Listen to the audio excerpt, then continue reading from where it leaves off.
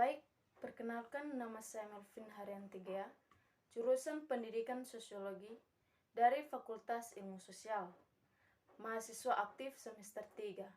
Baik, pada saat ini saya akan menyampaikan materi saya tentang ujian tengah semester dari mata kuliah Manajemen Pendidikan. Saya akan mengambil materi yaitu Pendidikan Masyarakat Demokratis. Demikianlah saya akan menyampaikannya.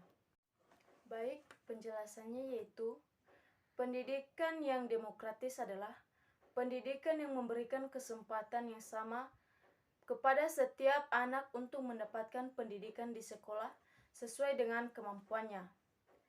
Maksud demokratis secara horizontal adalah bahwa setiap anak tidak ada kecualinya mendapatkan kesempatan yang sama untuk menikmati pendidikan sekolah. Baik, sedangkan demokrasi secara vertikal adalah bahwa setiap anak mendapatkan kesempatan yang sama untuk mencapai tingkat pendidikan sekolah yang setinggi-tingginya sesuai dengan kemampuannya. Sedangkan dalam pendidikan itu sendiri, demokratis ditunjukkan dengan pemusatan perhatian suatu usaha pada si anak didik dalam keadaan sewajarnya, atau inteligensi, kesehatan, serta keadaan sosial. Di kalangan taman siswa, dianut keadaan sosial. Tuturi Handayani, suatu sikap demokratis yang mengakui hak si anak untuk berkembang secara kodratnya, sehingga demokratis dapat diartikan sebagai sistem pendidikan yang mampu menawarkan kemungkinan kepada peserta didik untuk dapat berkembang dan mengasah kemampuan nalar dan pemikirannya secara bebas, serta mengembangkan potensi intelektual siswa melalui pendidikan formal. Dengan demikian, demokrasi pendidikan merupakan pandangan hidup yang mengutarakan persamaan hak dan kewajiban, serta perlakuan yang sama di dalam berlangsungnya proses pendidikan antara pendidik dan anak pendidik, serta juga dengan pengelola pendidikan. Karena itulah pendidikan demokratis dalam pengertian yang sangat luas patut selalu dianalisis sehingga memberikan manfaat dan praktek kehidupan dan pendidikan yang paling tidak mengandung hal-hal sebagai berikut. 1. Rasa hormat terhadap harkat sesama manusia. Artinya, demokrasi pada prinsip ini dianggap sebagai pilar pertama untuk menjamin persaudaraan hak manusia dengan tidak memandang jenis kelamin, umur, warna kulit, agama, dan bangsa, dan pendidikan. Nilai-nilai inilah yang ditanamkan dengan memandang perbedaan antara satu dengan yang lainnya, baik hubungan antara sesama peserta didik atau hubungan dengan gurunya, yang saling menghargai dan menghormati. 2. Setiap manusia memiliki perubahan ke arah pikiran yang sesat. Baik, kedua yaitu setiap manusia memiliki perubahan ke arah pikiran yang sehat.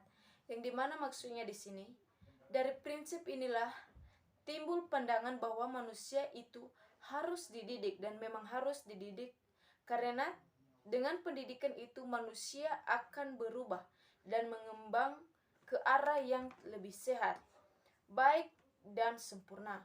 Oleh karena itu, sekolah sebagai lembaga pendidikan diharapkan dapat mengembangkan kemampuan anak didik untuk berpikir dan memecahkan persoalan-persoalannya sendiri secara teratur, sistematis dan komprehensif, serta kritis sehingga anak didik memiliki wawasan, kemampuan, dan kesempatan yang luas.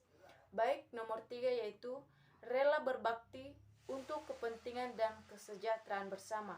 Yang artinya di sini yaitu dalam konteks ini, pengertian demokratis tidaklah dibatasi oleh kepentingan individu-individu lain. Dengan kata lain, seseorang menjadi bebas karena orang lain menghormati kepentingannya. Oleh sebab itu, tidak ada seorang yang karena kebebasannya berbuat sesuka hatinya sehingga merusak kebebasan orang lain atau kebebasan diri sendiri. Dengan demikian, gagasan reformasi pendidikan saat ini memiliki momentum yang amat mendasar dan berbeda dengan gagasan yang sama pada era sebelumnya. Salah satu perubahan mendasar dari reformasi pendidikan dalam era reformasi ini adalah lahirnya Undang-Undang Nomor 22 Tahun 1999 serta Undang-Undang Nomor 20 Tahun 2003 tentang Sistem Pendidikan Nasional atau Sisdiknas. Kedua undang-undang tersebut membawa perspektif baru amat revolusioner dalam konteks perbaikan sektor pendidikan.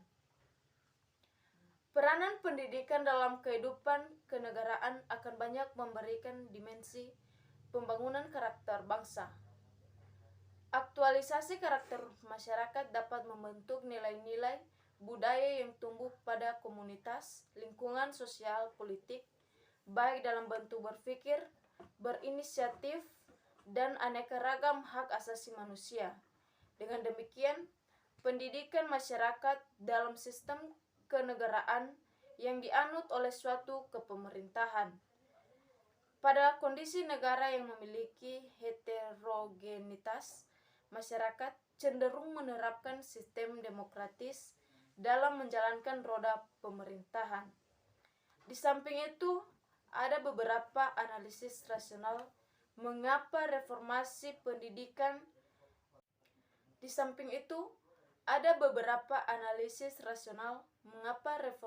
pendidikan itu mutlak dilakukan dalam menghadapi era globalisasi dengan mengadaptasikan argumen-argumen William J. Mathis, yaitu 1. Perubahan pola pikir masyarakat akibat demokratis yang terus berpenetrasi pada seluruh aspek kehidupan, sehingga sekolah harus mampu memberikan layanan kepada masyarakat. Kedua yaitu kemajuan teknologi dan kecanggihan alat-alat teknologi semakin mengefisiensikan proses industri dan layanan jasa. Dengan demikian, pendidikan harus mempersiapkan SDM atau sumber daya masyarakat agar tidak tergeser oleh alat-alat modern itu, tapi justru menjadi bagian dari kemajuan tersebut. Nomor 3 yaitu pemahaman doktrin keagamaan kian terbuka dan inklusif. Agama tidak menjadi penghalang kemajuan, tapi justru mendorong perubahan perundangan untuk kebaikan. Dan yang terakhir yaitu peran wanita semakin kuat. Posisi wanita tidak lagi marginal. Mereka memiliki hak dan peluang yang sama dalam karir dan pekerjaan dengan pria. Tidak ada diskriminasi pekerjaan atas dasar gender. Demokratis pendidikan bukan hanya sekedar prosedur, tetapi juga nilai-nilai pengakuan dalam kehormatan dan martabat manusia. Secara historis, istilah ini memang berasal dari Barat. Namun, jika dilihat dari segi makna, kandungan, nilai-nilai yang ingin diperjuangkan oleh demokratis itu sendiri sebenarnya merupakan gejala dan cita-cita kemanusiaan secara universal, yang artinya dalam beragam macam pendapat, dalam berbagai macam peradaban manusia, seperti Mesir, Cina, Persia, India, dan sebagainya, sesungguhnya memiliki pemikiran sendiri dalam memahami dan memperjuangkan hak-hak individu dan kemanusiaan, dan memiliki sejarahnya sendiri. Pandangan dan analisis setidaknya merefleksikan beberapa faktor penting yang mendasari pentingnya pendidikan demokratis, yaitu kegagalan pendidikan yang telah dilalui beberapa tahun silam dengan indikator rendahnya kualitas rata-rata hasil belajar siswa yang akan memasuki jenjang perguruan tinggi. Baik, demikianlah materi atau penjelasan saya tentang materi pendidikan masyarakat demokratis. Kurang lebih saya ucapkan terima kasih.